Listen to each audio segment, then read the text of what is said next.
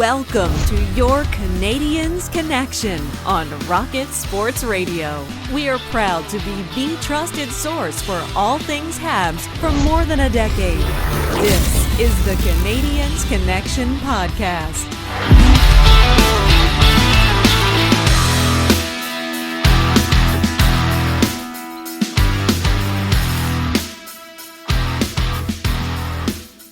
Well, hello, everyone, and welcome to this week's edition of the Canadiens Connection podcast right here on Rocket Sports Radio, where we are always keeping you informed, engaged, and entertained about what else? Well, the Montreal Canadiens and their organization, of course.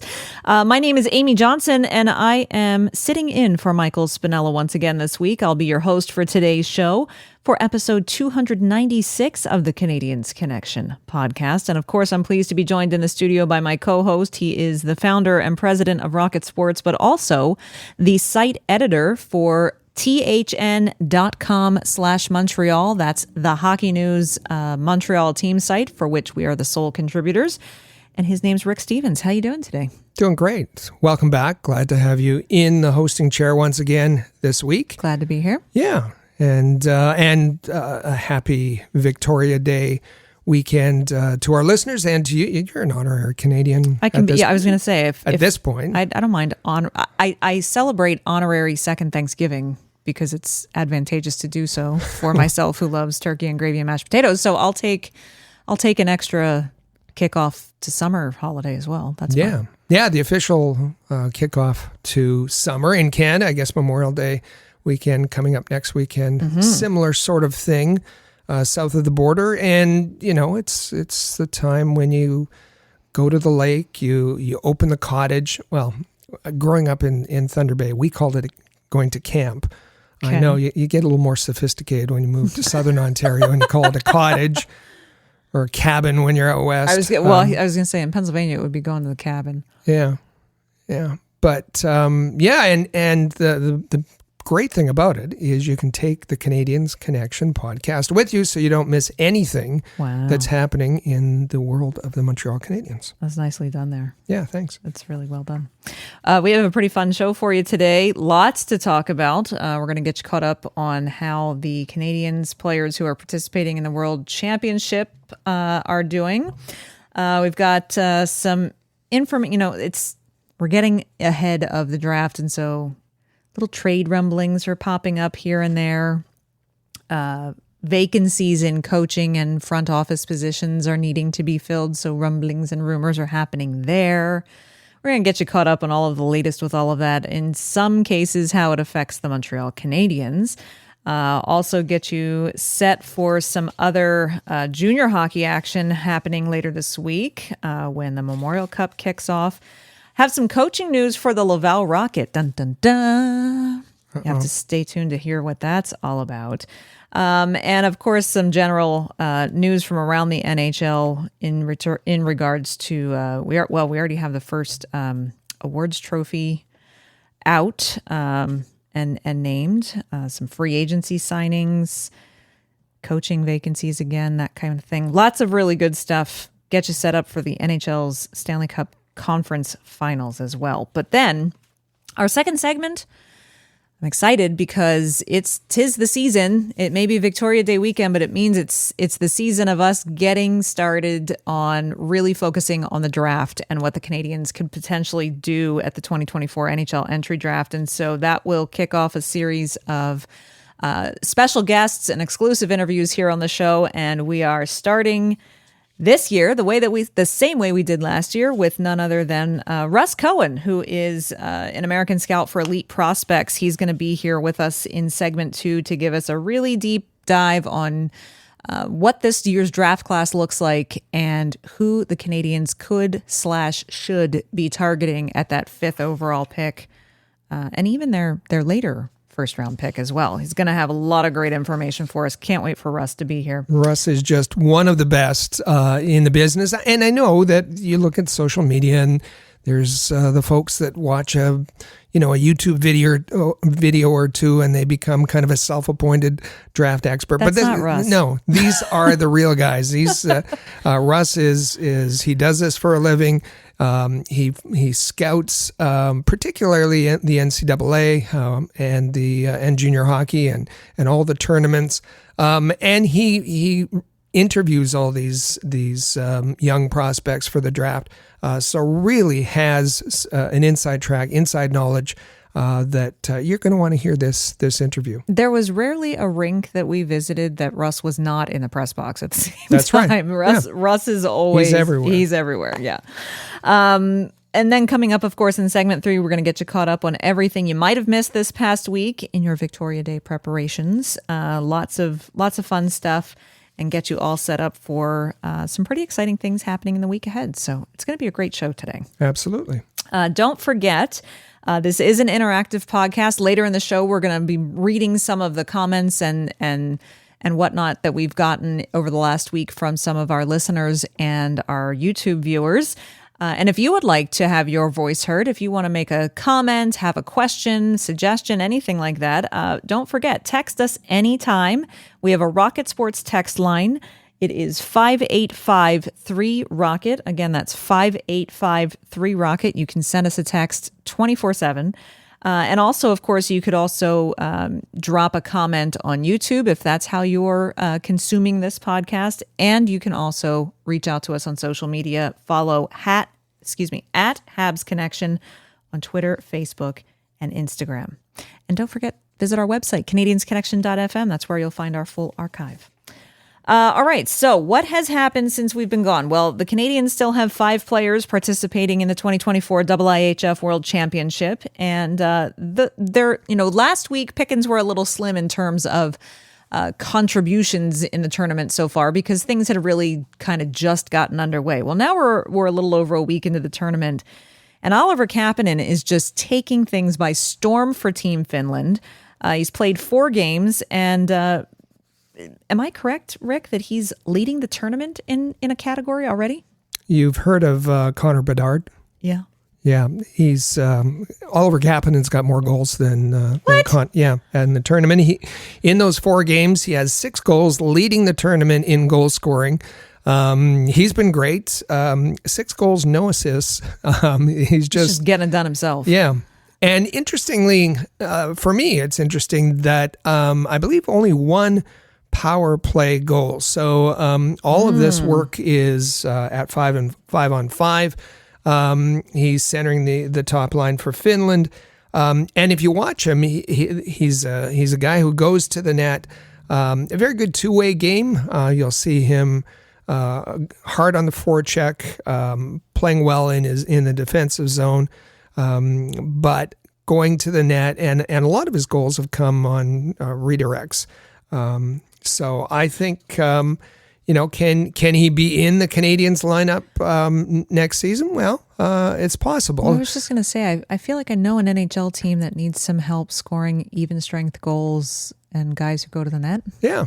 Yeah. So now he doesn't have his ELC is being, it's rumored that Kent Hughes has been talking to Oliver Kapanen's agent, and that they're likely to get something done after the tournament. We told you last week, I believe, it was that he signed a 2-year contract in the SHL, and that would require him to put in at least 1 more season there. But these things, maybe something can be worked out. We'll see over the summer.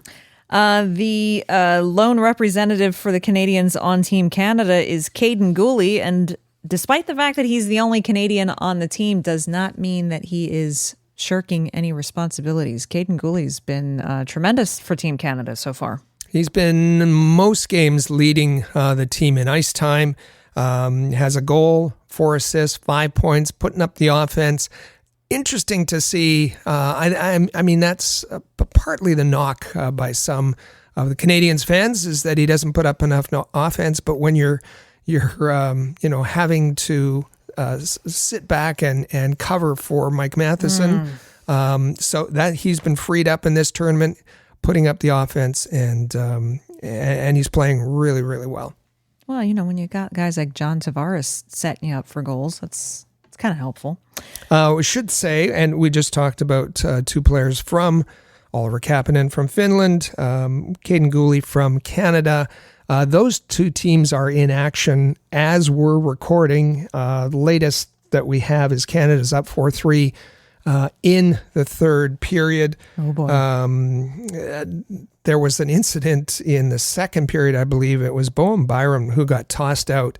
A 5-minute major for, they're calling it slashing. If you watch the video, it was Bowen Byram lifting his stick on Jesse Puljarvi. It's ugly to watch, but he was tossed out of that game. All right. Team USA has had their ups and downs in this tournament so far, but one guy who has been relatively quiet until yesterday was Cole Caulfield. But in his 5 games played, he's finally starting to make some actual stat sheet contributions. No, you're right. He hadn't scored until that game. 2 goals, player of the game, kind of got back on track, woke That's up, good. and the Americans will need his offense. But one of his friends on the team who hasn't had any trouble making his presence known was Juraj Slafkovský, playing for Slovakia. Doesn't have a goal, but he's contributing in other ways. Yep, 4 points, using his size. And my goodness, does he have a Slovakian following. Well, this tournament, of course, is in Czechia, not too far away from Slovakia. So there's a huge number of Slovakian fans there with Slafkovský jerseys. And he's a very popular player at the tournament. Austria has had some surprising moments in this tournament so far, which I say good for them. And Vincenz Rohrer is playing for Austria, and he's just don't look at his plus minus rating, but he's doing okay otherwise. A couple of points, and Austria, they surprised Finland, I believe. Yeah. So and actually gave Canada a bit of a scare as well. Overtime against Austria? Come on. Mm-hmm. But it's been a fun tournament so far. I think partially because some of those surprising games, it's made these preliminary rounds kind of interesting. And we'll see how things continue as the games start to get a little more serious into the coming week. Don't forget, if you missed it or you haven't been checking thn.com/Montreal, that's where our written content for the hockey news can be found online. Again, that's thn.com/Montreal. We do have articles appearing daily there, whether it's a Habs notebook or just regular articles, updates on the World Championships, news, and that type of thing, all throughout the off season every day. Be sure that you check that out, and you'll be able to stay up to date on the news in between episodes of Canadiens Connection. Yeah, especially if you haven't been able to watch the World Championship. Chris has been doing a daily article on the Canadiens prospects. He's been doing a great job. Participating. Yeah, absolutely. Yeah. Moving on to some other news around the Canadiens.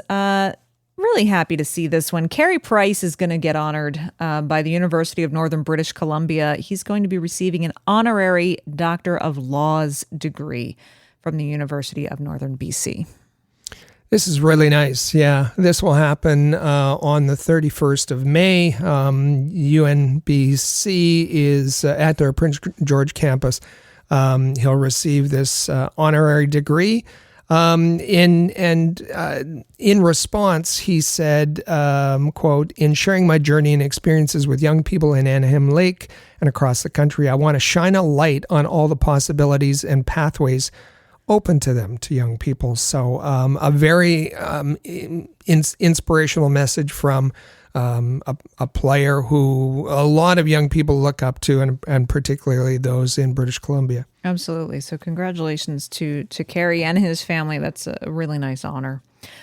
All right. Well, if it's starting to be draft season, it's starting to be rumor season, it's starting to be trade rumor season. The fourth period reported this week that Kent Hughes has been receiving calls on how available defenseman Arbor Xhekaj might be, to which I quickly say, no, back off. Yeah. Take somebody else. And that carries weight, I guess. It does. Yeah, the fourth period, and that's not new. That's something that's continuing, I guess. And it was Dave Pagnotta said that of course Hughes has rejected those offers to date, and their article says, but he is open to moving some of his other defensemen. Insert whichever defenseman you'd like in there. There's we're getting all the preliminary work is being done for some of those deals that may happen closer to the draft. And the Canadiens are doing their due diligence as well. They've been looking at. We'll talk about that shortly. All right. Okay, so fine. So if you don't think that my opinion on an Arbor Jackeye trade carries much weight, well, Jeff Molson's opinion on whether or not teams can talk to Jeff Gorton carries some weight, and he also said no when it came to the Columbus Blue Jackets, wanting to talk to Jeff Gorton about their vacant GM position. Elliot Friedman with that report, and said that Jeff Molson said nope. Yeah, of course, there's that connection, Columbus to Jeff Gorton. But this is funny because about a month ago, TVA asked Jeff Molson, and he said that's just a silly rumor that they would be reaching out and interested.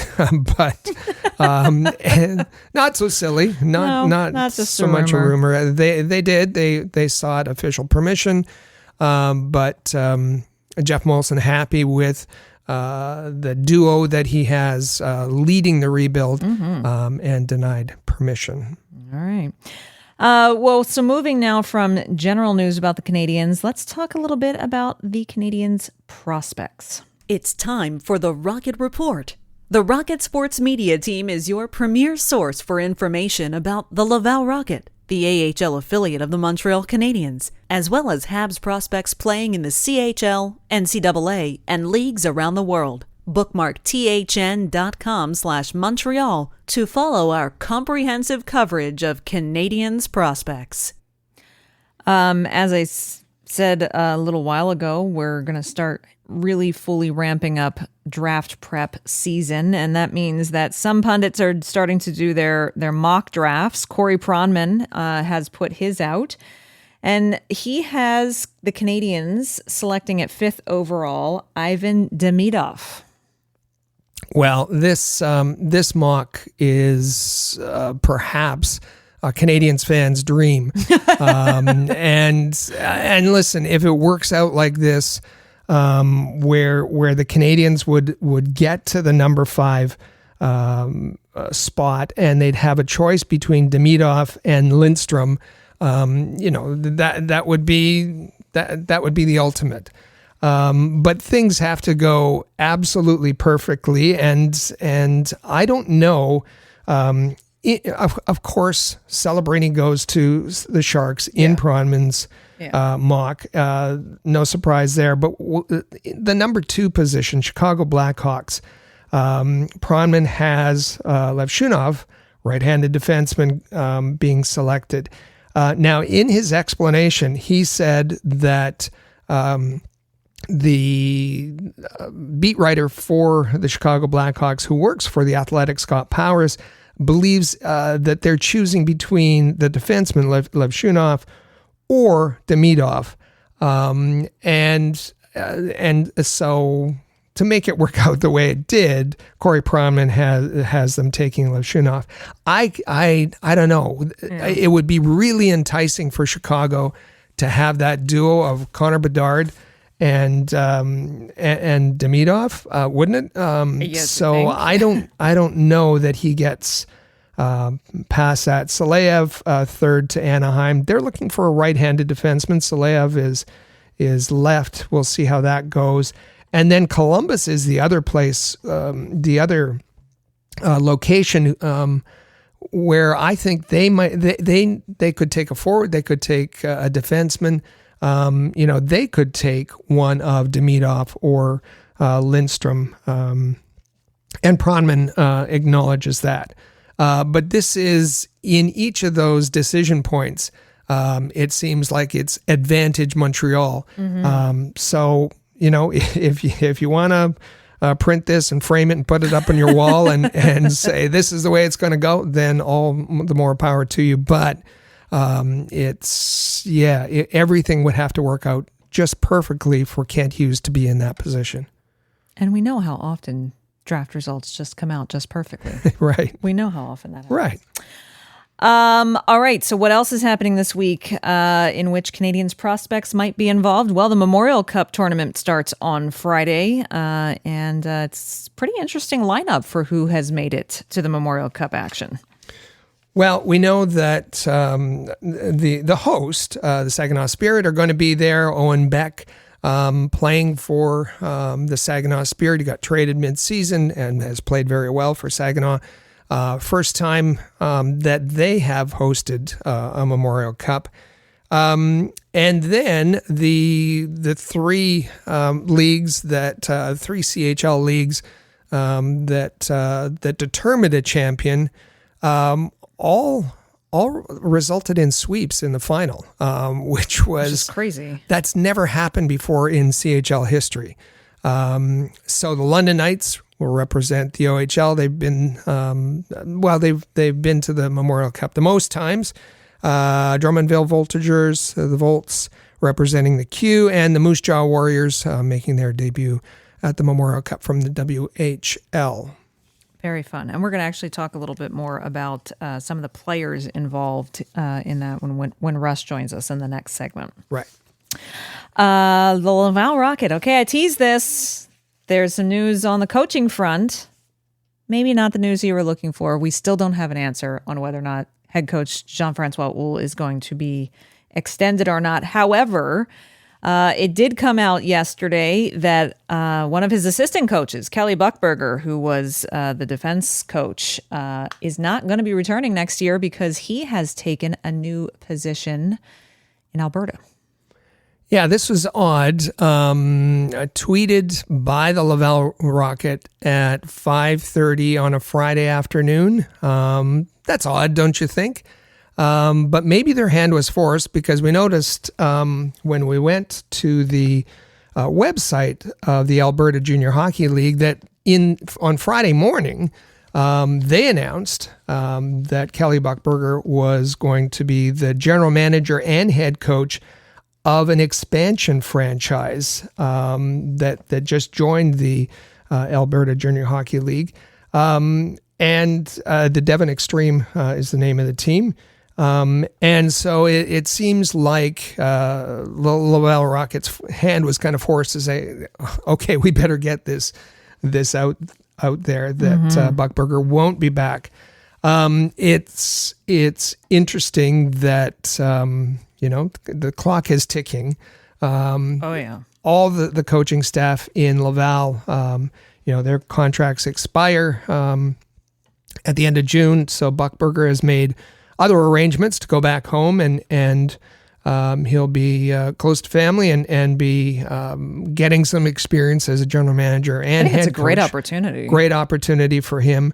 We'll see what happens if an announcement will be made with respect to LaPerriere and JF Houle, of course. Yeah, we'll be watching. But this is kind of the first chip to fall, and it might be a bit of foreshadowing. We'll see. Don't forget, of course, if you are looking for information in written form on our Canadiens prospects, you can find that at thn.com/Montreal. And if you're looking for English language cover of the Q, well, we've got you covered there as well. You can find that at thn.com/QMJHL. We can't get you through this week without some really fun quotes of the week. And one of them comes from a Habs personality. One of them comes not from a Habs personality, but just a hockey personality, let me tell you.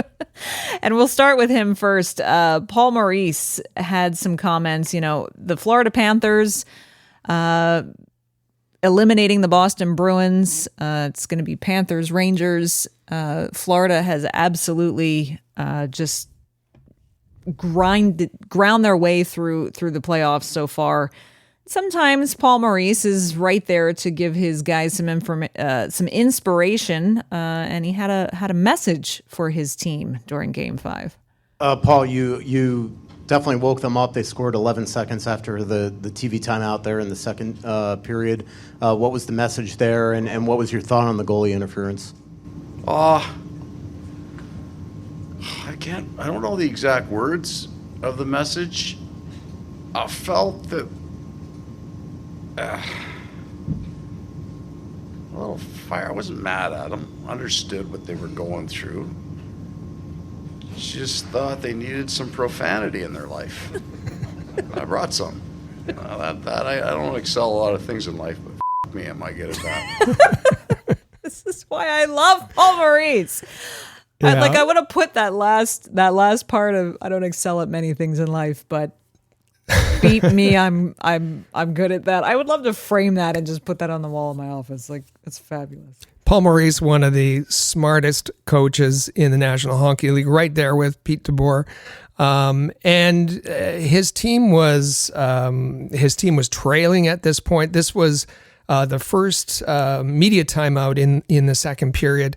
The Bruins were badly outshooting. This was in Game 5. The Bruins were badly outshooting Florida, and he needed to get their attention.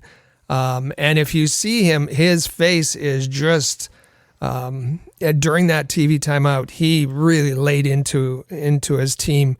And 11 seconds later, after this tirade, Sam Reinhart scored. So he obviously had an effect. Now, Florida went on to lose that game, but the point is that he needed to get his team's attention, needed to give them they needed some verbal profanity slap in in their the head. life. Yeah. Just brilliantly played. You can't do this all the time. You can't Pat Burns them too often. But this was brilliantly done. And his post game interviews are certainly gems. Some of the best. Regular season, playoffs, anytime. Yeah. He's really good, and I thought, I really liked it. Upon watching the clip of this tirade that he went on during this TV timeout, the look on all of his assistant coaches' faces at the time watching him do is priceless. My only lament is that the one coach that you can't see is Sylvain Lefebvre, and I would love to have seen, as I think you said to me, Rick, the scowl that was likely on Lefebvre's face. He at has this a time. death stare to go right along with this. So, it would have been fantastic. and as you pointed out, the fan that was sitting right next to the bench. I'll be better, coach. Yeah, it was kind of, he's got to be better at fanning. So That's right. Oh, it's tremendous. Well, if you want some more laughs, so we go from one extreme profanity to something. We're cleaning it up now. yes, we're going to clean it up a little bit. And back over to the World Championship, the IIHF social media crew had a great little bit that they did with a bunch of the players during the tournament this week, where they walked around and had the players either try to answer or read themselves dad jokes, which is super fun. And Brady Tkachuk and Johnny Gaudreau, Trevor Zegras, you could just see like these guys were having a blast. They're laughing their heads off about it. Well, Cole Caulfield had his crack at it. Why do fathers take an extra pair of socks when they go golfing? Just in case they get a hole-in-one. He's got to work on that. Yeah, he's got to work on the his delivery a little bit, That's but it's a good dad joke. It is. Yeah, it just has to work on the delivery. And this is kind of a reminder to order your Father's Day cards, pick up your Father's Day cards, and get that done in advance. You got time for sure for dad jokes. Yeah, very good. All right. Before we wrap up this segment and invite Russ into the studio, we've got some hockey news around the NHL a bit. First of all, the Bill Masterton Memorial Trophy was finally awarded. Connor Ingram winning this year's award. When we were talking about the awards and the nominees, I said Connor Ingram was my pick. Yeah. Not only because he's a goalie, but his hockey journey, his life story, is just really compelling. And he's worked hard. Well, he's been through a lot. Yeah. And I remember when he was playing for Syracuse and just tearing up the league. He was the best goaltender in the league. We were in Syracuse, and we were there for practice, watching Laval practice, and it may have even been the might have even been the Ice Caps at that point. Yeah, it might have been the Ice Caps. And I saw the news on Twitter that Connor Ingram had been sent to the ECHL. Yeah. Just so happened that Megan Cahill she's the media person for the Syracuse Crunch, still is, does a tremendous job. Yeah, she's now the vice president of she's had lots of promotions. She does a great job. She was coming in where we were watching practice, and our eyes met, and I didn't say a word. She just said, "Don't ask, guys. Don't ask." And we were like, okay, something's up. All right, something's going on. Yeah. And yes, he was going through a rough time, and sent to the ECHL to kind of get things back on track for him. And then, that he made himself or took advantage of the player assistance program and all of that. So he's been through it, and he's been great. He's been absolutely terrific. Yeah, he's doing great things and very deserved of this year's Masterton Trophy. The New York Islanders have made a free agency signing Maxim Siplikov to a 1-year ELC. Who is Maxim Siplikov? Well, he's a 25-year-old free agent from the KHL, played for Spartak Moscow, and he was fourth in KHL goal scoring during the last regular season. Had 31 goals. He's got good size, 6'3", close to 200 pounds, and as I said, an unrestricted free agent. So the Montreal Canadiens were making a pitch. They had met with him, and the other front runner was Toronto Maple Leafs. All this information comes courtesy of Elliot Friedman, who reported that on his 32 Thoughts podcast this week that Siplikov would be making a decision this week. He made that decision, and unfortunately, at least it wasn't the Leafs, but he passed on the Canadiens and instead signed a 1-year entry-level contract with the New York Islanders for a $925,000 cap hit, which, if his style of play can translate to the NHL, is an absolute bargain. That's a steal, yeah. Absolute steal. The Sabres have filled a coaching position, not a head coaching position, not one of the head coaching positions that was open, but an assistant coach. In fact, it's Seth Appert, who they have basically promoted from the AHL. He's from the Rochester Americans. And I know Rick's going to talk to you a little bit more here in a second about Seth Appert. I will just take a moment to say, called it.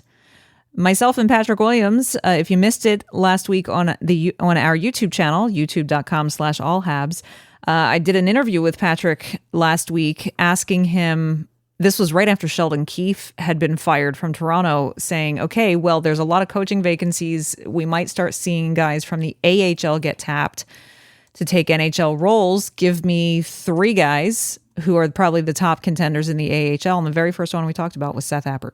So check out that video. You might be hearing the other 2 names mentioned in that video coming soon. But Rick, really great opportunity for Seth Appert and well-deserved. For sure. And I think this is smart by Buffalo. It's kind of, call it succession planning, I guess. Yeah. We remember Lindy Ruff, former Buffalo coach, the last few years has been in New Jersey, fired mid-season. Early March, he was fired by New Jersey, named the new head coach of the Buffalo Sabres for his second stint. 64 years old, I think. So why not have Seth Appert come up, be his assistant, learn. He's been a great coach in the American Hockey League, and then perhaps with the eye to eventually taking over as head coach when Lindy's done in Buffalo. So I think this is a great move. I think so too. I really do. Seth Appert has spent the last 4 years with the Rochester Americans head coaching down there. They've had a successful go of things. And I think it's the AHL, we have said it all the time. It's not just a development league for players. It's also a development league for coaches, training staff, equipment staff, officials, you name it. And this is a great way to go about that. I did just mention, however, that video that I did with Patrick was kind of prompted by Sheldon Keefe's firing from Toronto. Well, they didn't waste any time filling Sheldon Keefe's position, hiring Craig Berube, Chief. The Chief. The Chief is back in a head coaching slot. Talk about a coach getting the attention of the players. Don't mess with the Chief. There will, Mitch Marner, beware. There will not be any shenanigans. So I guess the most high-profile coach on the market this summer, this offseason, he of course fired from the St. Louis Blues, and was rumored he had. I just mentioned New Jersey Devils. He had interviewed with New Jersey. There was talk that perhaps even Winnipeg would be interested in him. But once Sheldon Keefe was fired. I think that connection between Toronto and Craig Berube was kind of you knew it was going to happen some way somehow. Mm-hmm. He's dealing with a veteran lineup. He'll be good at that. Is he an innovative coach? I wouldn't say so, but maybe a good match with the Leafs. I think the Leafs need a bit of tough love these days. So Craig Berube is certainly one to do that. Even though USA Hockey is currently involved with the World Championship going on, doesn't mean they're not busy looking forward to other events this summer. And in fact, they have named Mike Sullivan as head coach of 2 upcoming USA Hockey events this summer. Yeah, he's going to be the Olympic team coach for 2026 and the 2025 Four Nations face-off. Next year. So, one of the best coaches in the National Hockey League, Mike Sullivan. There was a little bit of a ripple there, and wondered whether there was some tension between Mike Sullivan and Kyle Dubas. We talked about it. One of Sullivan's assistants was fired by Dubas over Sullivan's objections, I think. But Mike Sullivan has the support of Sidney Crosby, so that goes a long way. Yeah. He'll probably stick around with the Penguins, and this is going to be I think he has like 3 years left on his contract, so he'll likely still be the Penguins coach when these tournaments come around. And an obvious choice, I think, for Team USA. Yeah, I think so too. I'll be excited to see what he does with those teams. It's going to be a lot of fun. All right, we've already teased this a little bit, but yes, we are getting down to the wire now in terms of the Stanley Cup playoffs. The conference final matchups are almost set. We know who's playing in the East. It's the Florida Panthers playing against the New York Rangers. And in the Western Conference, it's coming down to either Vancouver or Edmonton. The winner of that series is going to be facing off against the Dallas Stars, who just eliminated the Colorado Avalanche. And I'm still going to say it. My hopes are still alive. I called the Dallas Stars to win the Cup at the beginning of the season, and I'm still going strong. Nice. It's interesting to see the Rangers there, and that Rangers-Panthers series is going to be a good one. Oh yeah. But it's rare that the President's Trophy winner gets to a conference final, and I don't know how many years it's been since that's happened, but the Rangers are doing it this year. They are, and it's going to be, as you say, that series is going to be a lot of fun. And whoever wins, I'm hoping it's going to be Dallas Edmonton, because I think that would be a fantastic series as well. Yeah, I'd like to see that too. All right, we are going to take our first break here on the Canadiens Connection podcast. We're going to tackle our question of the week coming up soon. Not going to quite tell you what it is yet, but it does have to do with the draft. I will give you that. And speaking of the draft, that is going to be the topic in the next segment when Russ Cohen, American scout for elite prospects, joins us right here in the studio, and he's going to give us his insight and rankings on who the Canadiens could and should be targeting at that 5th overall spot next month at the 2024 NHL entry draft. You're not going to want to miss that, so stay with us. This is the Canadiens Connection podcast on Rocket Sports Radio. Rocket Sports Media is currently recruiting talented, motivated, and committed people to join our team. If you're a student wishing to gain experience, a young professional interested in broadening your credentials, an experienced hockey mind looking for a platform to share your expertise, or a passionate fan looking to contribute to our publications by connecting with fellow hockey fans, we want to hear from you. If you are bright, loyal, passionate, and willing to dedicate yourself to a remarkable team, visit HabsHockeyReport.com and click the Join Our Team tab today.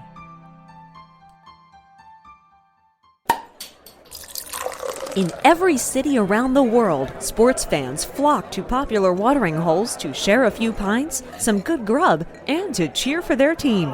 Think your favorite sports bar deserves to be recognized? Or are you traveling to a new place and need to find the perfect spot to watch a game? HockeyPub.com is the answer. Find out where the best spots are in your city to eat, drink, and meet fellow fans. HockeyPub.com. Want the latest Habs news with game previews, reviews, and highlights? How about full coverage of development camps and special events? Looking to follow the Laval Rocket more closely this season? Or perhaps you'd like to learn more about team prospects? The Rocket Sports Media team has what you're looking for at thn.com/Montreal, the place where you'll find everything you need to be the most informed and connected Habs fan around. That's thn.com/Montreal.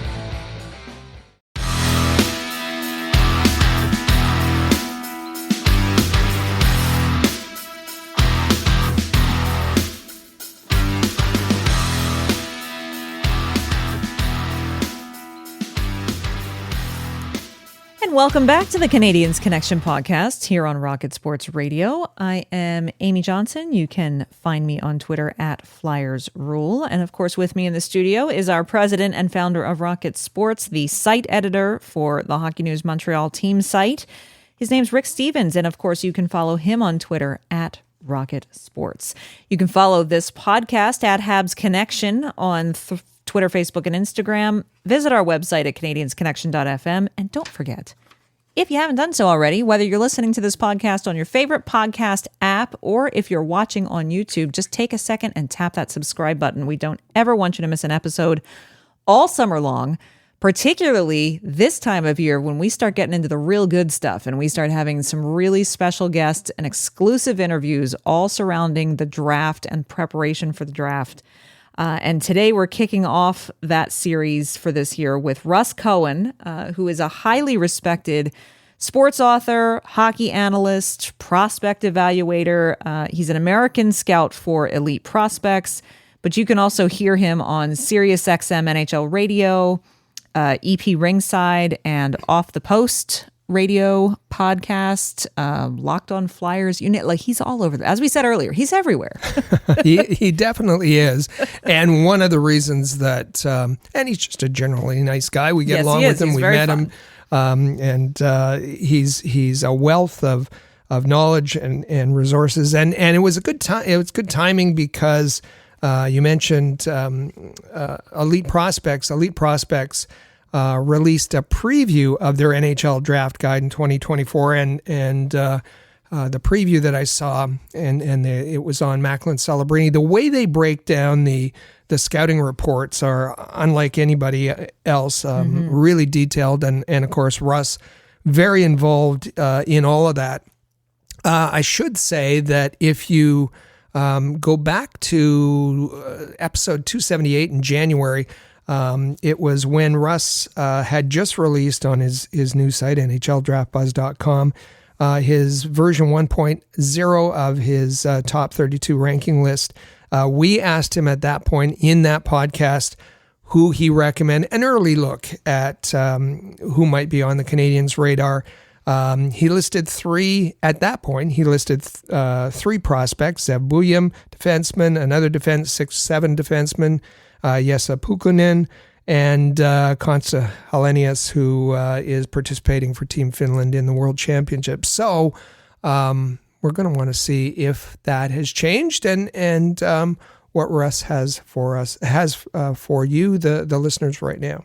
It's the second half of May, Rick, and that means one thing and one thing only. It means we start really seriously getting our listeners ready for the NHL Draft next month. And as we've said a few times on the show, we're going to be kicking off another series of episodes featuring special guests, experts in the field who are going to come and talk to us about the Canadiens and their potential for this draft this year. And I am so happy that just like we did exactly a year ago, May 20th, 2023 was the last time he was here for this purpose, that Russ Cohen from at Sportsology on Twitter, from SiriusXM, EP Ringside, also NHLDraftBuzz.com, all of the things, Locked on Flyers, you name it. He's here with us today to talk about this coming draft, and it's always a great time, Russ, when you were here on the show with us. Yeah, appreciate it. Thanks, Amy. Thanks, Rick.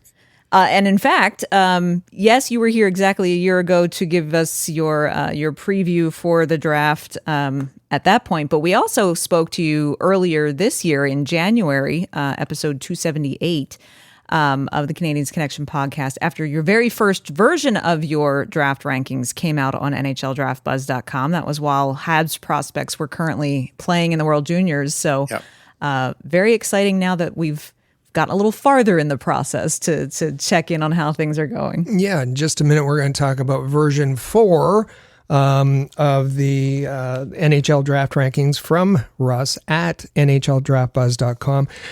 Just as a warm-up, and we're going to be talking about prospects.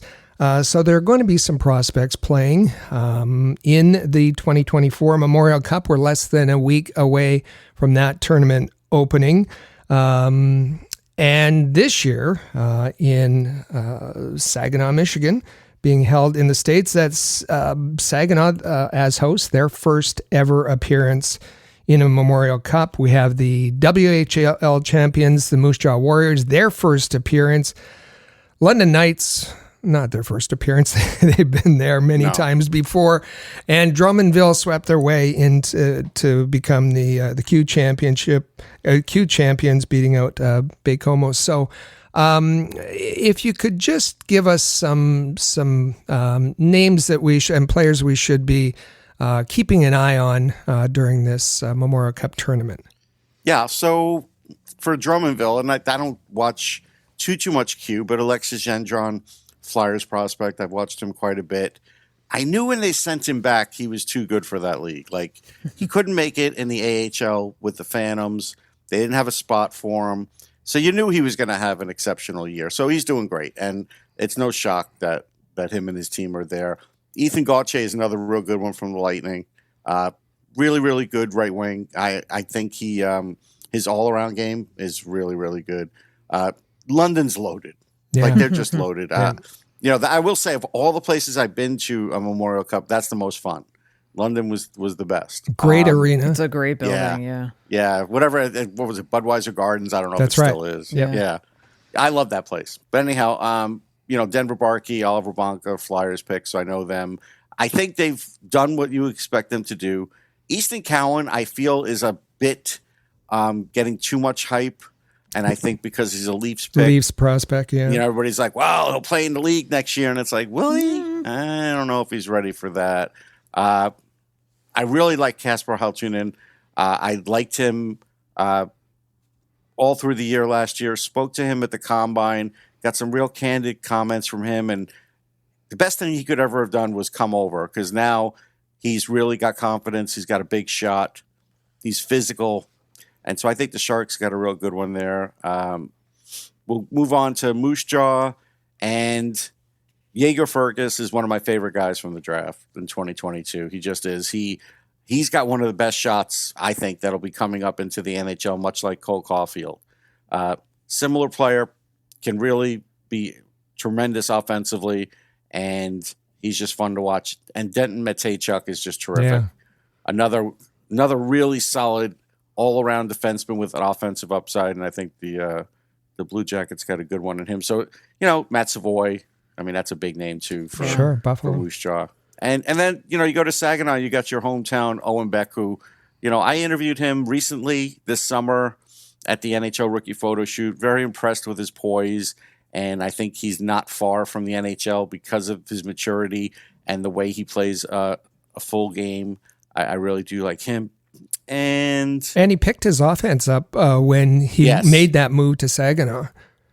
Yeah, definitely did. And, Hunter Hate's another one I like from the Wild. I think he's pretty underrated. So Zane Parekh is there. And Zane Parekh is another one.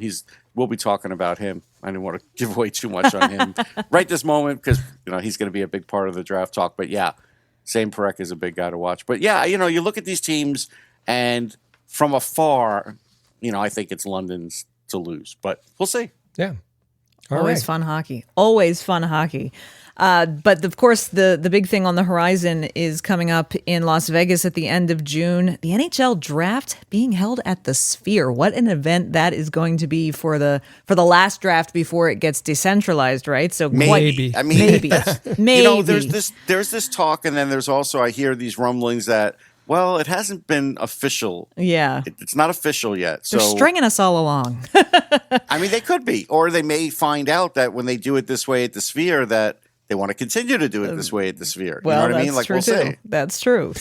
Just while we're here, the proposal, if this is the last, what's the draft? Talk about, and I think what we think of is kind of an NFL style draft, but kind of explain what it would move to and how that's different from what happens currently.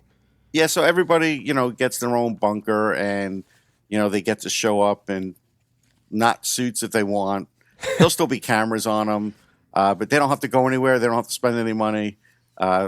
This is all, a few GMs really pushed for this, and it really picked up legs. I don't think it's the best thing for the sport because we all like when GMs are talking to other GMs, which they definitely do when the tables are closed and that hour before the draft when everybody's around the picket fence and so to speak, and they're talking to the media, not talking to the media. They find out things. I think that's very good for trades and future trades and all that. But, when you have GMs that'll say, well, if I'm calling another GM on the cell phone, the table next to me, it's like, okay, but I think that person's missing the point. But it'll look like the NFL. So from like a perspective for the first couple of rounds, I don't think it hurts the sport that much, except, and this is no slight to Gary Bettman, but I really don't think it's Gary Bettman's place to, let's say, hand the jersey to people. So I'm hoping every team will have at least one of their team reps there, maybe like a former player. Yeah. Because, no offense to the NFL, but I don't think players care about meeting Roger Goodell, and I don't think they're going to care about meeting Gary Bettman, honestly. So from that standpoint, that's something that I would recommend. Beyond that, reporters will still be there. Some will still be there. We'll probably get halved because some will also be covering the bunker, and not everybody can be in two places at once. Organizations aren't as big as they used to be, and so like me, I'll probably still choose to be at the draft simply because even if it's just the first 2 or 3 rounds of players that, basically get up on stage, I'm okay with that. I want to interview the players right after the draft, and I want to find out, what's making them tick. I don't need to know as much from the GMs or the scouts, and I'm not trying to be like, big-headed about it. It's just for me and for my readers, I think I could find out more from the player. So that's what I would still do. But I think what would get hurt is I can't imagine it's going to be a 2-day event anymore. Maybe it would be, but I don't think it would be. And then I also think fewer prospects will show up. Yeah. Like I think if they know, let's say they're not going to be under the big spotlight, 3rd, 4th, 5th, 6th, or 4th, 5th, 6th, 7th, whatever the ones don't really get on camera. they're not going to make the trip there. No. It's not going to be worth it to them. So that's the part that makes me a little sad, because for some of these guys, it's the biggest day of their life, and they maybe never get to play in the NHL. But for that day, then that rookie camp, they feel like they're a part of an NHL franchise. It's a big deal. So Definitely. We'll see. I'm not sold on it that it's going that way yet, but maybe I'm wrong. Well, we do know that for this year, it is going to be the big spectacle under the lights at the Sphere. Just let's pretend for a moment that you're at the top of the Sphere. You're looking down, getting that 10,000-foot view of the talent in this draft class for 2024. What's kind of the overview of the strengths and even maybe weaknesses in this draft class? Yeah, I think from like 1 to 45, it's pretty strong. I think it's not as strong like 1 through 5 as it was last year. There's not a Connor Bedard that comes along every year. It's no slight to Macklin Celebrini, but he's just not Connor Bedard. Mm-hmm. So there's that. Defense is definitely a strength in this draft. And as usual, there's a load of guys saying they'll play center. But, that percentage drops drastically by the time they get to the NHL. Yeah. So, I would say it halves it. Maybe even 30% of them play center. So the Pierre-Luc Dubois are the oddballs, the ones that get put into that position that really weren't in that position coming into the draft at least, and make it. So that's the tricky part of this, because there's a lot of guys that are saying they could play center. I always use Travis Konecny as an example. If you remember, he played for the 67s. Mm-hmm. He got listed as a center. But I kind of felt like he was never going to play center, and he hasn't. No. And that's no slight to Travis. He's a No, really good not at player. all. But that's just the way the draft game works, right? So we're all kind of used to that now. There's a million guys we could pull out. Even Matt Savoy, who I think could be a center, is on the edge. He may not be. And so, he's a good example of what happens in the draft that way. But I also think there's a weakness in the sense that if you're looking for a top line center, you're outside of the top 7, you're probably out of luck. And that's just reality. And that's a weakness, of this draft. But again, we see a lot of teams, if you go down a list of guys who are playing first line center, a lot of them aren't or weren't. Sometimes they turn into them, like Mika Zibanejad. I think he has turned into one. But a lot of teams don't have them, just like a lot of teams don't have a true number one defenseman. The Flyers are using Travis Sanheim as that now, and he's doing okay. But on the list of number one D-men, he's not even in the top 10. So that's the way, I look at the draft is what's that potential. So defense is the strongest suit here, though. And there are a good amount of goal scorers. I think, potential goal scorers, because everything's potential. So you're one of the best in the business, a draft expert, and one of the reasons that we enjoy having you back all the time. And you're our first guest in this draft run. But you wear many hats. You've mentioned the Flyers. I see you covering the Rangers at MSG. Uh-huh. The Mets, the Jets. Uh-huh. And then I see you riding horseback on the beach. Like, are you training? What's going on here, Russ? Well, what's going on is I went to a place called Jekyll Island, Georgia. You can look it up. Beautiful place. And the beaches are right there by the hotels. And so they have a couple of stables there. And I hadn't been there for maybe 10 years. Pandemic had a lot to do with that. Mm-hmm. And then just time passes, right? And so during that time, I hadn't been on a horse. But previously, if you go like the 10 years previously, I rode quite a bit. And I took lessons so I could learn how to, I could actually English ride. That day I was not riding English. I was just doing Western. And I liked English because at the time when I was younger and more fit, it's good. It was a really great workout because you got to post and trot and do that. And then you feel better with the cantering. You feel like you're really in control. For this one, it was just a Western ride on the beach. We did get the horses moving a little bit a few times, but we were taking in the beach and it was nice and they were in the water. And it's just, it's beautiful. And I always feel like I'm not risking it on a horse, but I'm not a risky guy. So like one time I worked out with the U.S. Luge team and I only did one run. because I felt like even on the ground, I was going like, I don't know, 30 miles an hour. They said I had the fastest sled, and I wouldn't do it again. I chickened out after the one safe run, right? So, but for horses, I'll go on them all the time. I don't know. I just feel like I'm safe with them. They get me, and I get them. So, and I haven't had any bad spills or anything. So, yeah, I continue to do it. You respect a horse, or a horse will respect you. So, right. And you cleared your mind and refreshed yourself and got ready for this upcoming busy time leading up to the draft. One of the things I wanted to do before we get into who might be on the Canadiens' radar is just revisit the 2023 NHL Draft. And as Amy said, we had you on about a year ago, and the guys on that you said may be on the Canadiens' radar that when if they were looking for offensive talent, we talked about Michkov, we talked about Zach Benson, Will Smith. You were high on Dalibor Dvorsky, and good pick there by the Blues.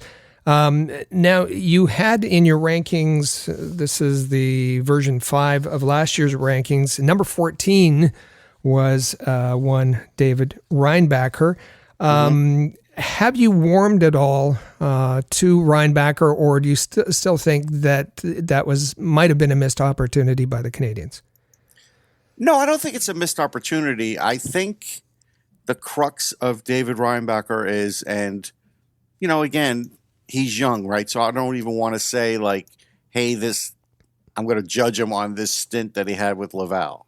Because he had a lot of stuff go on this year, right? Yeah. Physically and otherwise, and all kinds of stuff. So, I'm going to just pass on a lot of that as far as what I think. But at 19, to play in the AHL is hard. The fact that he had 5 points is good. He was a plus player. So those are all good things. What I don't know if is going to be there is I don't know how much offense. That's the reason I had him where he was. I knew he could play in the NHL. I knew his skating and aggression was going to be there and his physicality and all that. I just didn't know how many points he was going to put up. And I still don't.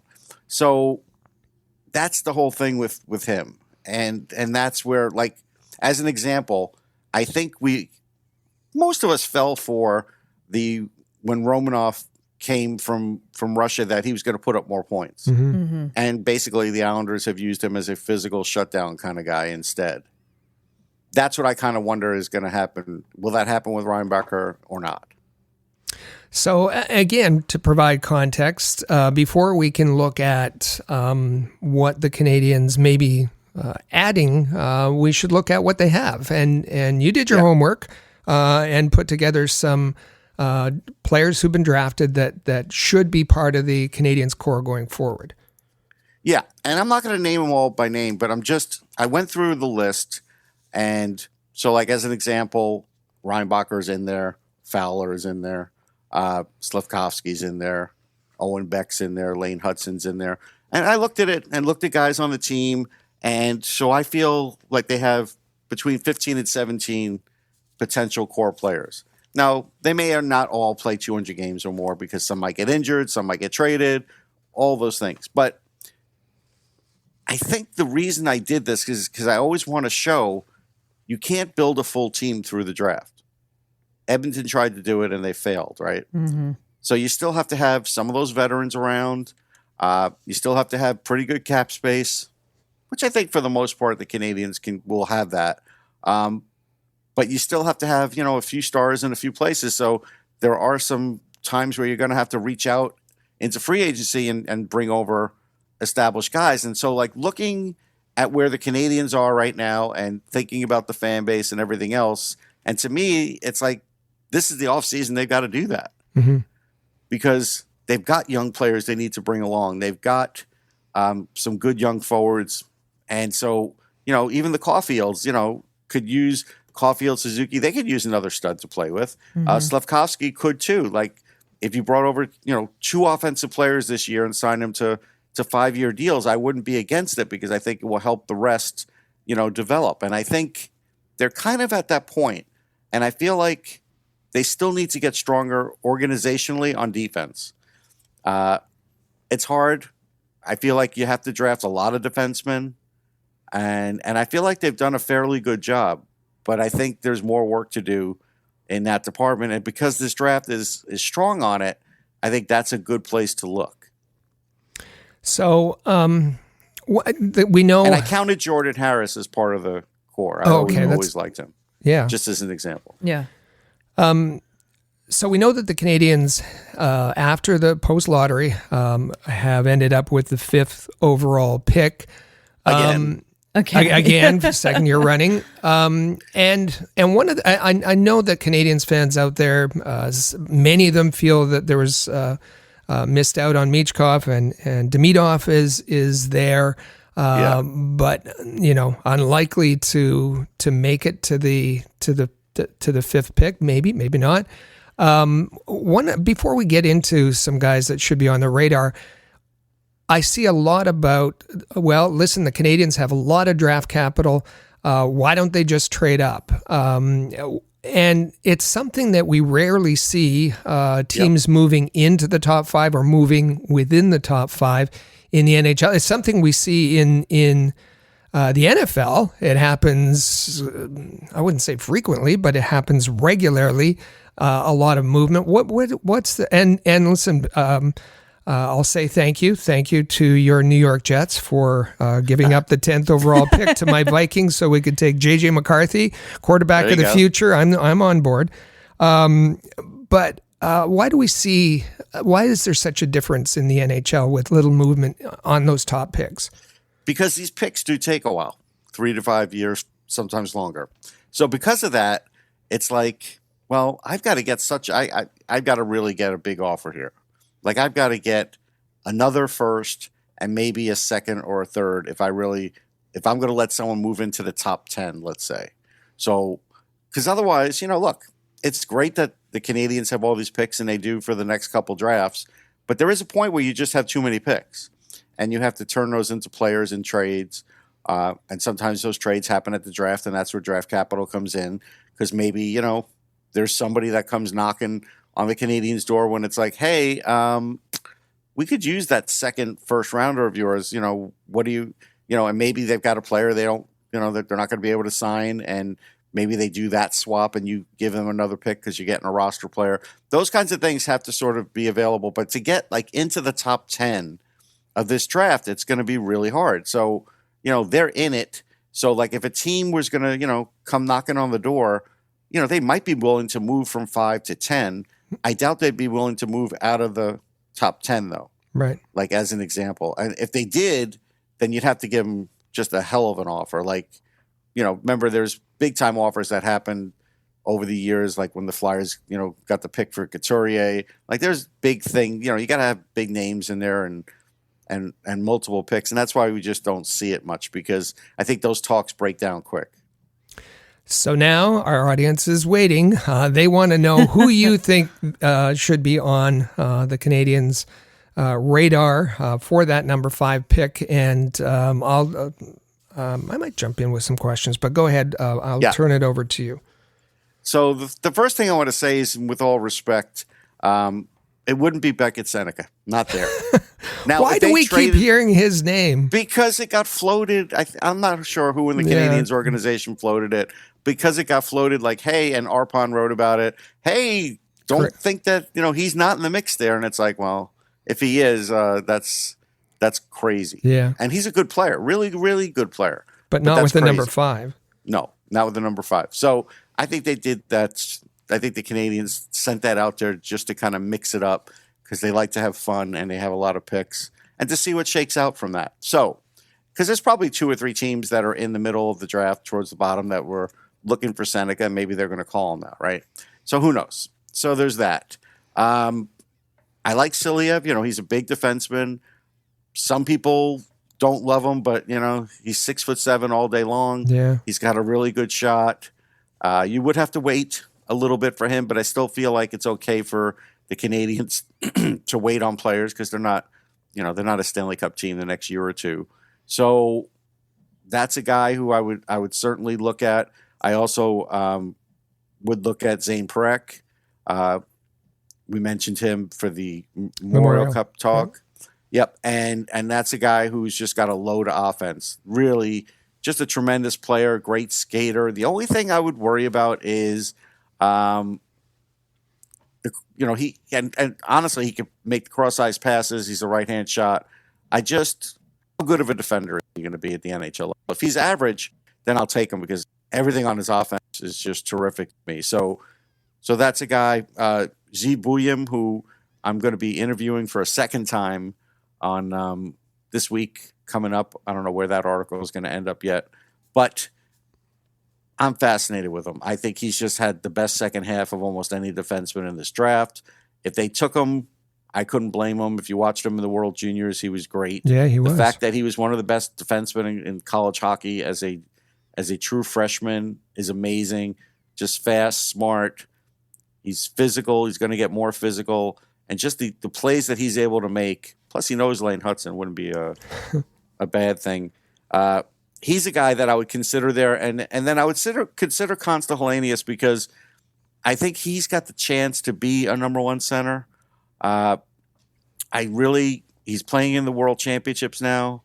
He's doing okay. He had a good year. He's a guy that does a lot of things well.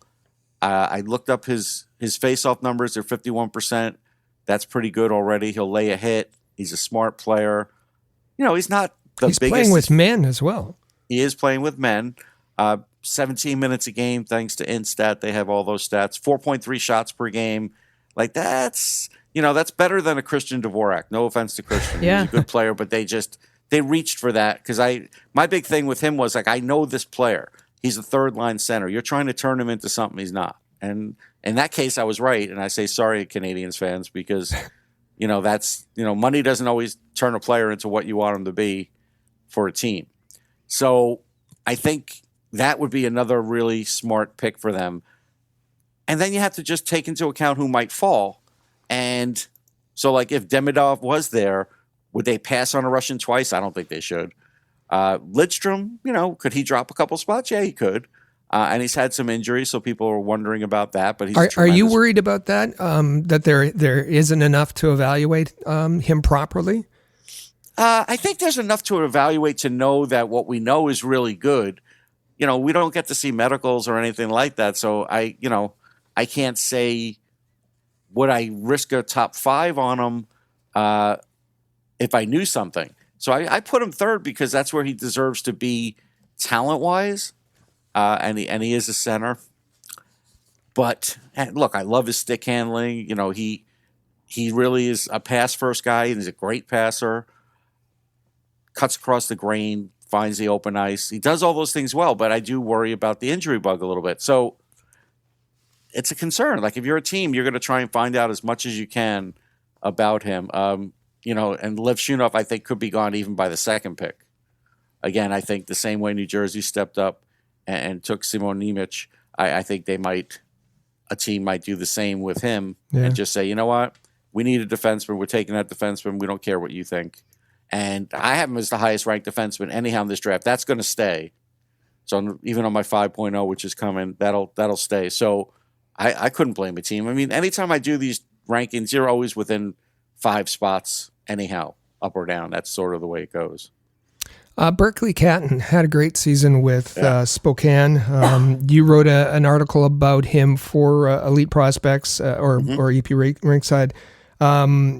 What can you say about him? I say he's super smart. He's impressed me as a player. I do think he's one of those not 6'5" guys or 6'2" guys that can play center. Excellent puck distributor. I love his wrist shot. He's got a fluid one-timer.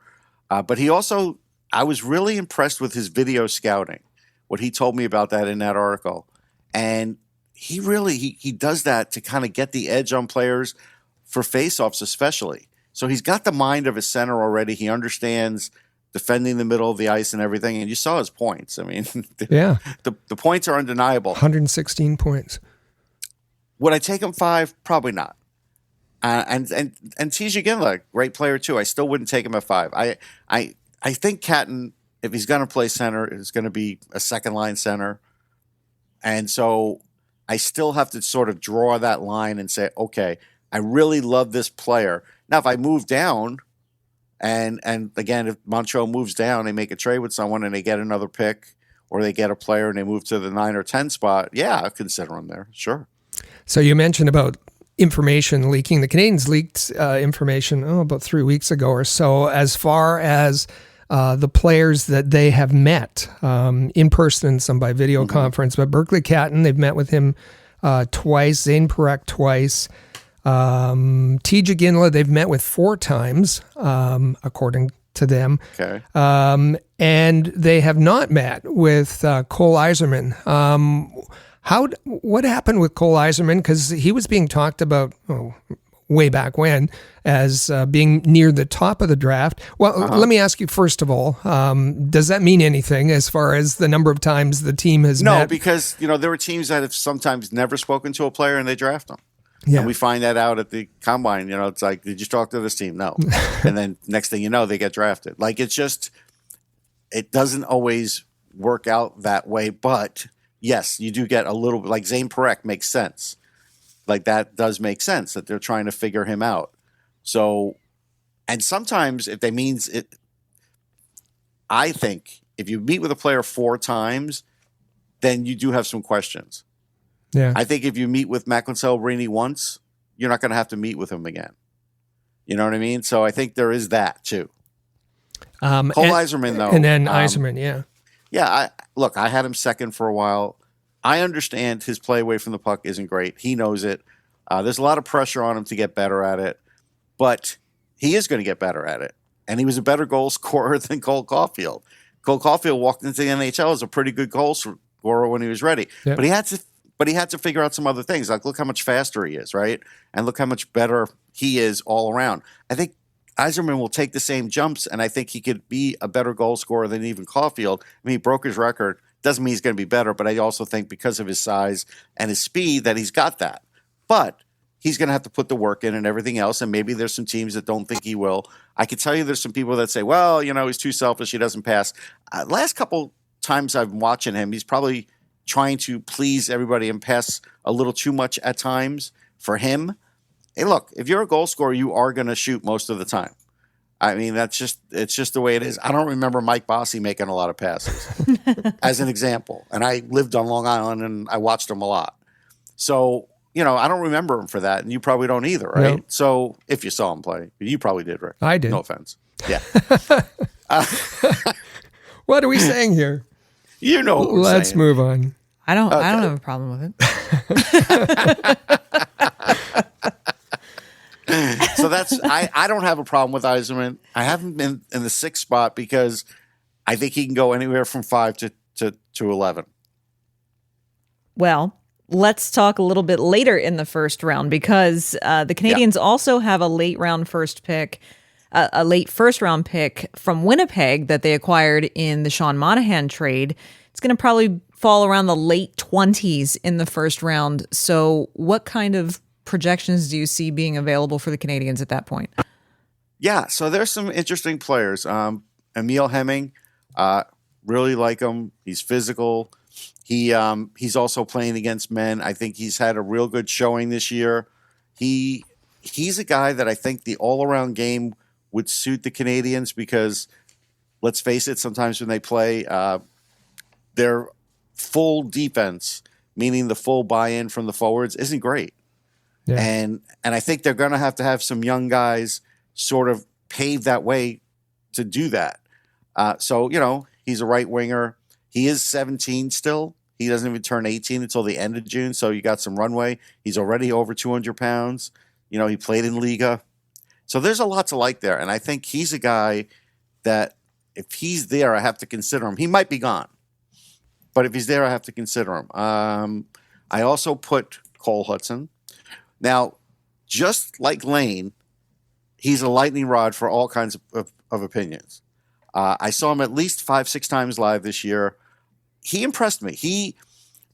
For things that you could find wrong with his game, you still don't see anything wrong with his offensive zone entries, the way he handles the puck, the way he handles it on the power play, and the way he knows how to shoot and has confidence. All the players talk about him. Every player that I talked to couldn't say anything more positive things about him. They all say he makes them better. And sometimes I listen to the players. that's where I feel like I get a little edge sometimes with people who do the same thing I do, because I don't feel like they ever talk to the players enough. Because, we have to give players credit for, if they're going to come into the league and be really good, then there's things they know that they see on the ice that we don't. And so I try to fish those things out of them. And so Hudson, very much, and with a lot of different guys. But he's a guy who could play top power play on the point. He's a clutch guy. I've seen him do that. I don't think he's a great defender with body positioning, but he's got an active stick. And if you look at Lane, look at how much different he looked this year, right? Yeah. How much stronger. I'm not talking about the fight. Sure, we can all say that was impressive. In the World Juniors, yeah. Yeah. But I think if you look at Cole, I think he could look at his brother and follow a similar path, similar workout style. So, well, let's promote your article on this one. I think was on NHL Draft Buzz. Lane Hudson is paving the way for Cole Hudson. I thought it was a great article. There was a line in there that was particularly meaningful. I thought you said Lane Hudson was a riskier pick than Cole Hudson is. Right, because I feel like he was the blueprint. Yeah. Like he was the risky blueprint that nobody wanted to take a risk on except for the Canadiens when they did, right? And that's why I feel like it's less risky for Cole because he's got all these similar traits and he's still really good from what you see on the ice. And now you can see his brother is close to being an NHL regular. So that to me, if I'm thinking about drafting him, would take some of the heat off.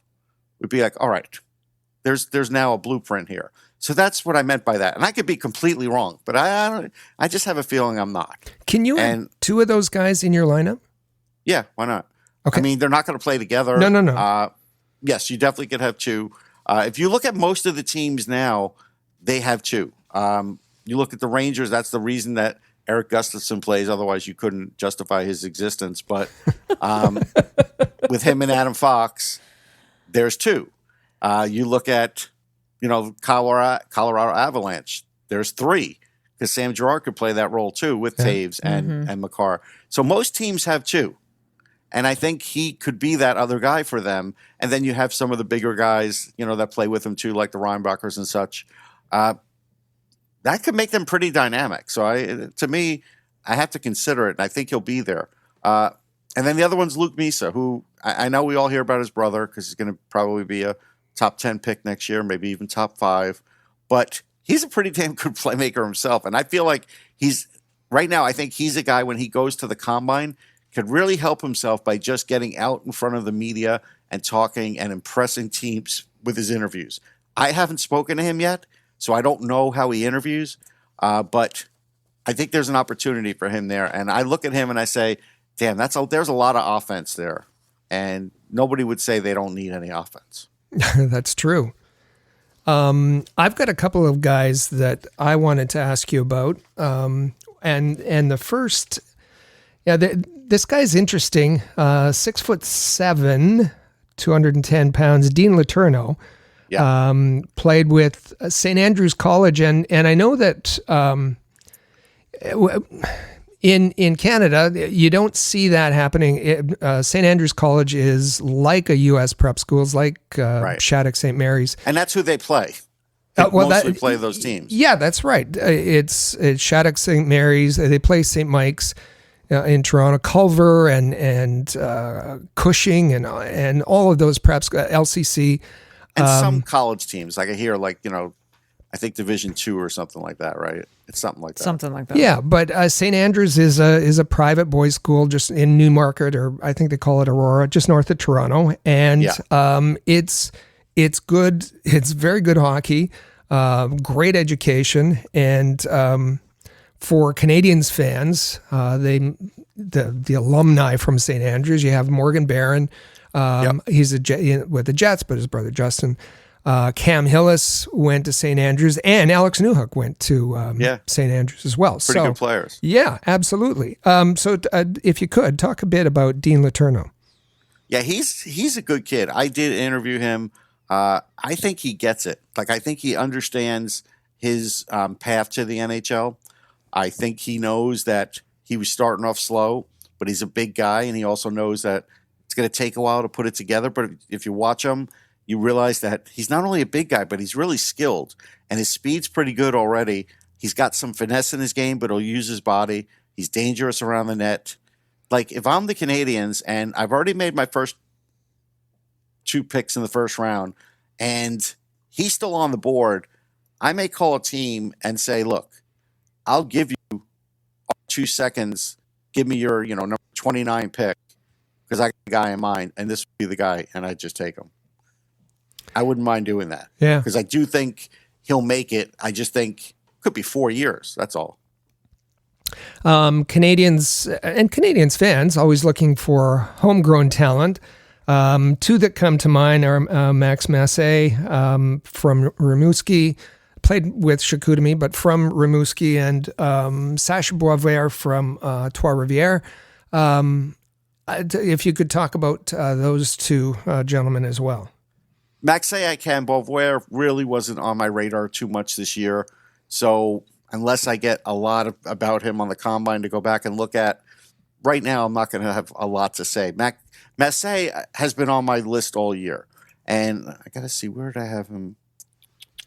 27. He's a guy that I think when we look at the queue, we know that it's not the greatest league compared to the rest. It's kind of easy to score. But I also looked at other things with him. He's 59% shots on goal, 46% puck battles won. No matter what league you're in, that just still means you're battling and you get your shot on net. Those are going to carry through.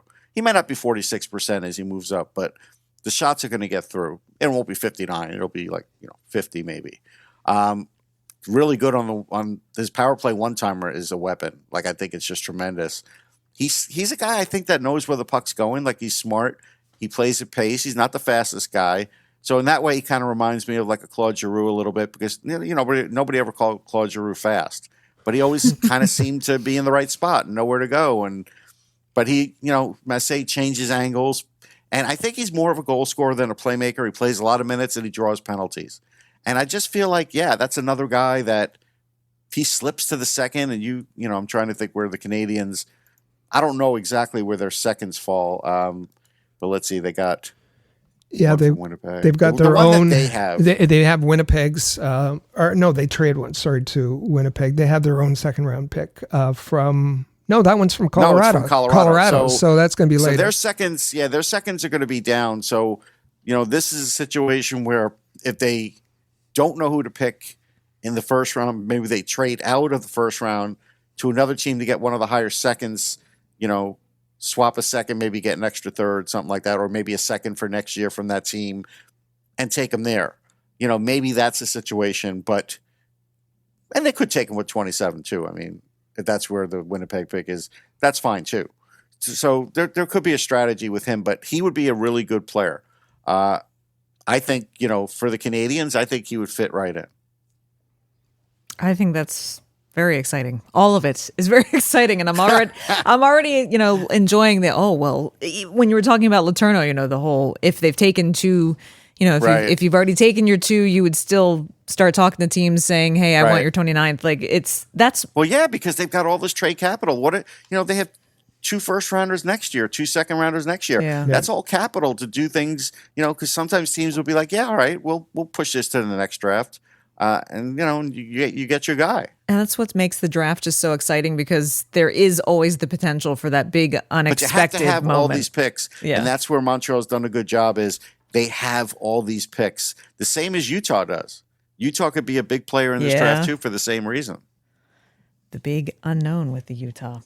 Well, we have talked with you extensively today about your latest version of your draft rankings. That's version 4.0. Will we see a version 5.0 on NHLDraftBuzz.com coming soon? Yeah, 5.0 is coming, I would say, in the next week. And then you'll see one more sometime after the Combine. I'll relook at things and see if I screwed up somewhere. And then you could always look back at my drafts like you just did and see if I screwed up. People could always do that. All my drafts are online. There's a guy out there that's rating a lot of them now from a bunch of us that do it. And so he's gotten mine, I don't know, from like 2006 on, something like that. So we'll see how I fare with that. But, I'll take it. I could take it. Well, we'll take it. You've been great. great advice and great information always. And so you're going to want to be checking NHLDraftBuzz.com quite often.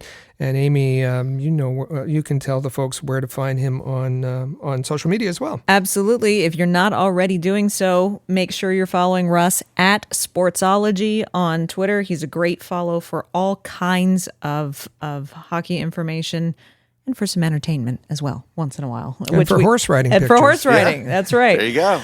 Russ, thank you so much for being here with us. Good luck with the combine and whatnot, and we'll absolutely have you back again soon. Awesome. Thanks, guys. Well, you know what? That interview just flew by because he, as I said, he gets you so excited about the draft. Russ has so much knowledge, so much insight. As you mentioned at the top of the show, one of the great things about Russ is that he really takes the time to interview players and prospects and really kind of adds that information gathering session to his analysis, and that makes a big component. I mean, why do you think at the combine teams sit down and interview players multiple times? Because there's a lot that you can learn about a player outside of the physical testing, outside of the on-ice product, and Russ does a great job with all of that, and I'm kind of excited about what he laid out there. Yeah, for sure. And this is multiple viewings over a number of years that he has with these prospects. He's at the World Junior Summer Showcase. He's at the World Junior Championship. He's following these prospects at the NCAA games. He knows these prospects. He follows them. He's able to evaluate both their on and off ice characteristics. And I think Canadiens fans should be excited about what he had to say there. Absolutely. As we said, thank you to Russ for taking some time out. If you're not following him on Twitter, be sure to do so at Sportsology. And we'll look forward to talking to him again soon. You heard him say that the top of the draft rankings, that overview of the draft class this year is that it is defenseman heavy. It is dominated by defensemen in the early part of the draft. And so our Canadiens Connection question of the week is just that. We know, as Rick asked him, last year was a strong forward class, but the Canadiens opted to go with a defenseman in David Reinbacher last year. With the draft this year dominated with defensemen early on, should the Canadiens draft a forward like a lot of people wanted them to do last year and want them to do this year, or should they add another blue liner since the defenseman class is so strong this year? That's a tough question, Rick. And as you'll hear from Russ, he said you can never draft too many defensemen. It was interesting that last year, during his draft rankings, he said there was no defenseman in the first round that would project out to being a first or second defenseman in the NHL. The Canadiens, Nick Bobroff leading that, went the other way.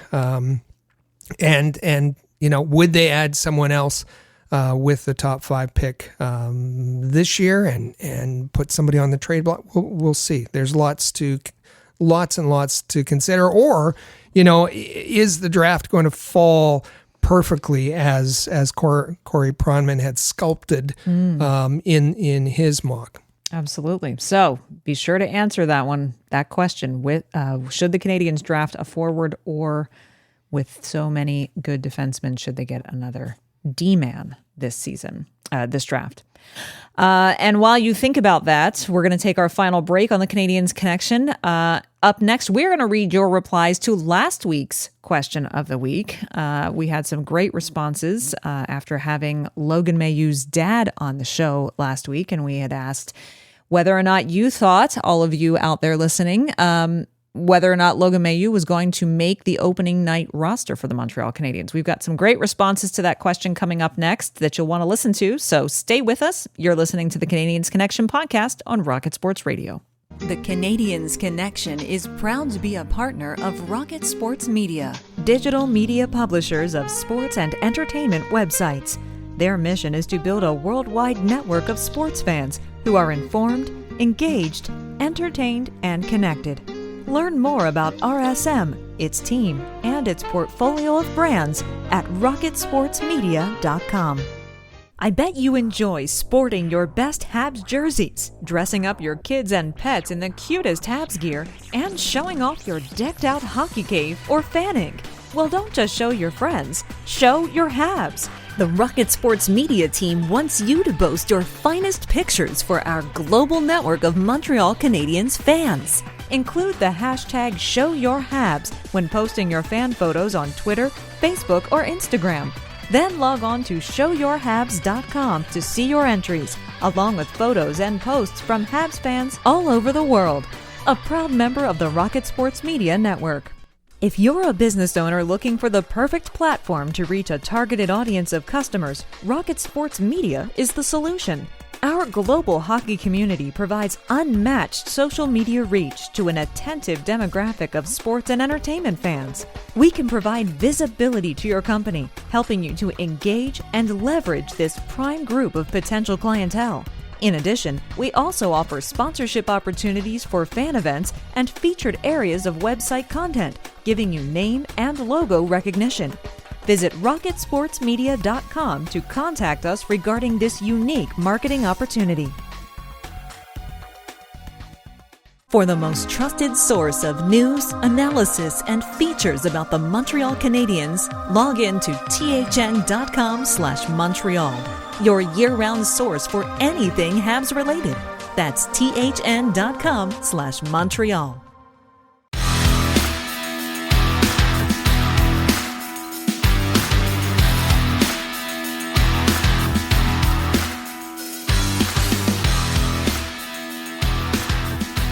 Welcome back to episode 296 of the Canadiens Connection podcast on Rocket Sports Radio. Don't forget to follow us on social media. The podcast itself can be followed at Habs Connection on Twitter, Facebook, and Instagram.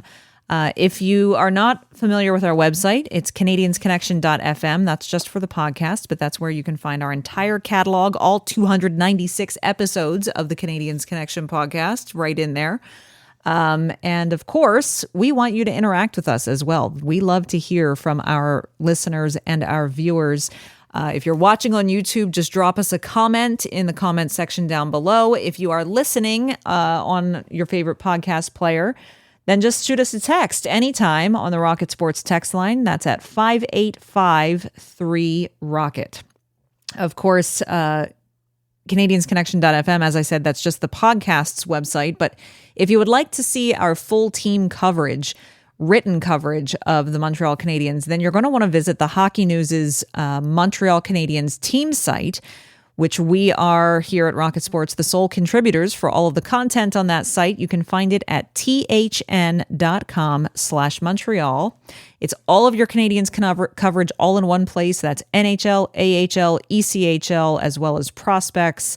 It's all there, all in one place. I did mention that some of you might be watching the podcast on our YouTube channel, and that's because this podcast, while it comes out every Saturday on podcast apps everywhere, it's also released in video format on Mondays on our YouTube channel. You can find that at youtube.com/allhabs if you are not already subscribed. And please do subscribe. We have not only the Canadiens Connection podcast that comes out every Monday, but I host two shows during the week, Rocket Hockey Report and Habs Hockey Report, bringing you some of the latest and greatest news items and updates about the Laval Rocket and the Montreal Canadiens. And Rick, last week, really popular, the Canadiens Connection podcast on YouTube last week, because we had Logan Mayhew's dad on the show. Jeff Mayhew came into the studio, sat down with you and I to talk about Logan's really spectacular rookie season, and gave us a sneak peek at what Logan has in his sights as his goal to kick off his sophomore year as a pro hockey player. It was a really, really fun interview, and our listeners and viewers really liked it. Yeah, lots of great comments. The first media appearance by the Mayhew family, Jeff Mayhew did an excellent job. He was tremendous. Yeah. Lots of insight about Logan. Absolutely. So if you missed that, be sure to head to our YouTube channel and check that out because it's a really tremendous interview. As Rick said, it was, it's a rare interview. The Mailloux family hasn't granted a lot of media interviews, hasn't done, radio interviews, that type of thing. So this was a really great conversation. And as you said, Jeff Mailloux did a great job.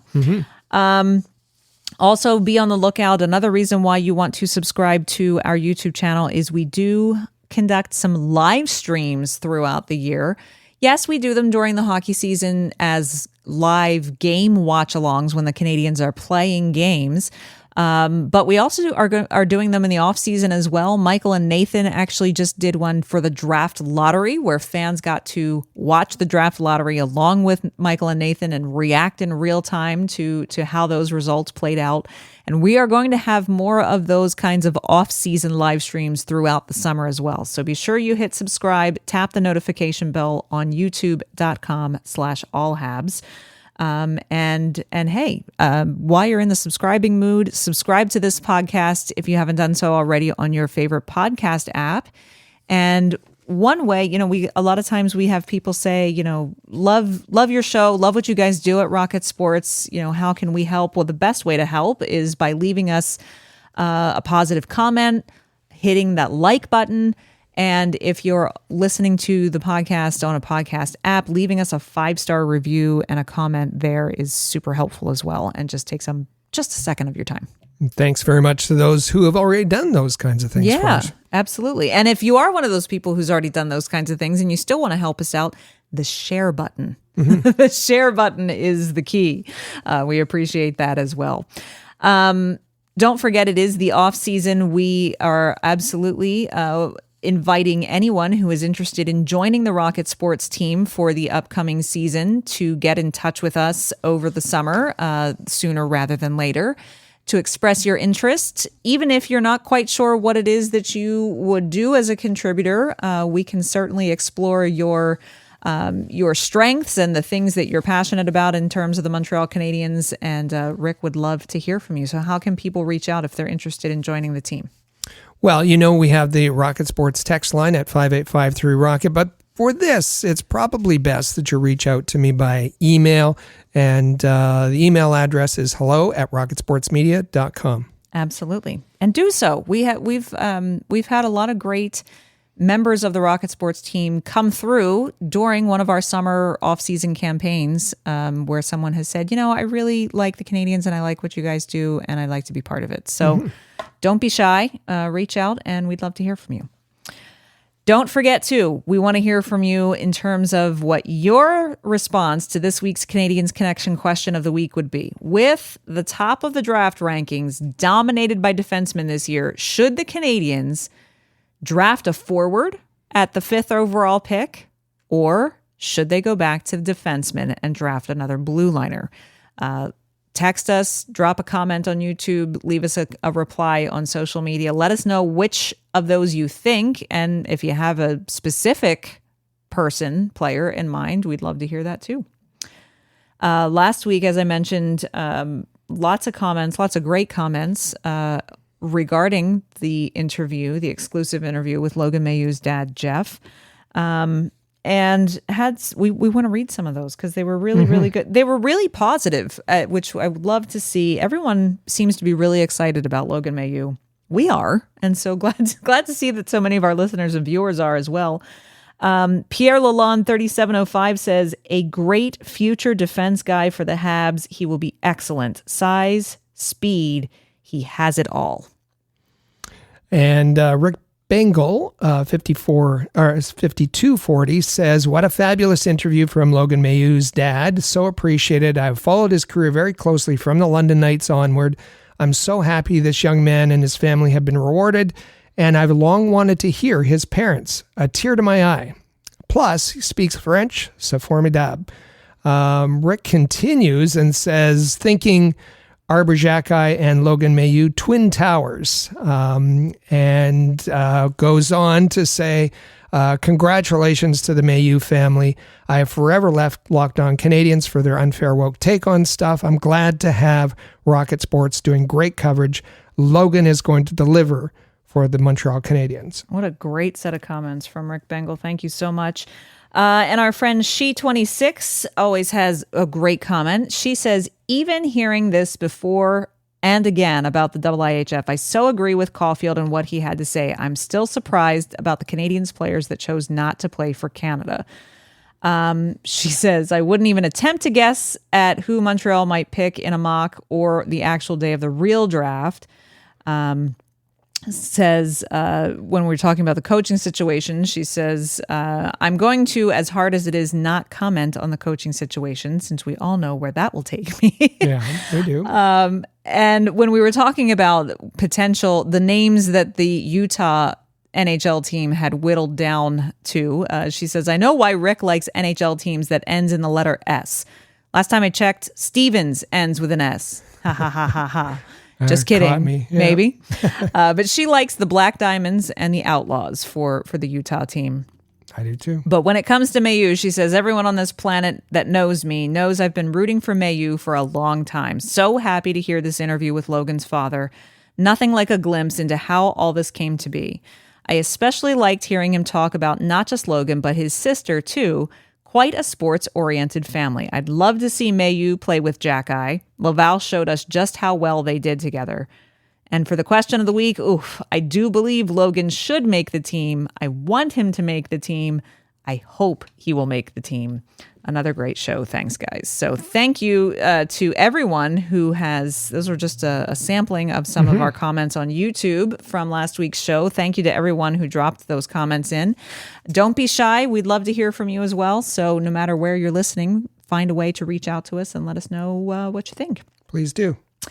Happy to report that the next Canadiens Connection episode is next Saturday, May 25th. Michael Spinella should be back in the hosting seat. Crossing our fingers if all his plane connections work out. That's right. So hopefully you'll get to hear him as he rejoins the show next week. But it has been a blast being here last week and this week with you. Thank you. Thanks for having me. And thanks to all of you for listening to the Canadiens Connection podcast right here on Rocket Sports Radio. Click subscribe so you never miss an episode of Canadiens Connection. Follow us on Twitter, Facebook, and Instagram @Rocket Sports.